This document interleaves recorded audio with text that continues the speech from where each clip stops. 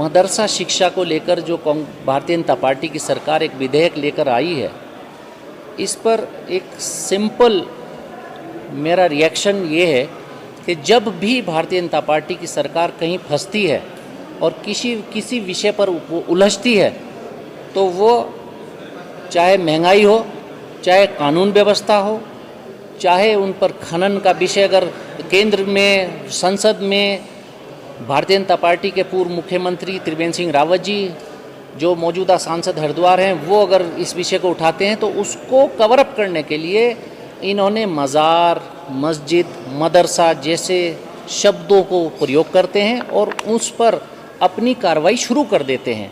बेरोज़गारी जब उत्तराखंड में बढ़ेगी और आंदोलन बढ़ते हैं, तब भी इसी विषय को उजागर करते हैं। अभी यहाँ पर कानून व्यवस्था के विषय सबके सामने आ रहे हैं। चुनाव में, पंचायत चुनाव में गोलियां चल रही हैं, छीना झपटी हो रही है वोटों की, उससे दिमाग डाइवर्ट करना है सरकार को। आपदा, इतनी बड़ी आपदा है प्रदेश में और आपदा पर राशन नहीं पहुंच पा रहा है, वहाँ पर सही सुविधाएं नहीं पहुंच पा रही हैं, सरकार उचित सहायता नहीं दे पा रही है, उससे भी दिमाग भटकाना है सरकार को।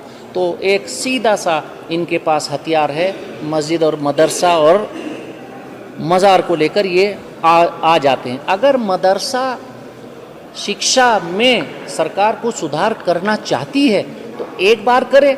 मदरसे बोर्ड को पिछले जब से भारतीय जनता पार्टी की सरकार है डिफंक्ट कर रखा है और कोई वो परमिशंस नहीं दे रहे हैं, परमिशंस रोक रखी हैं।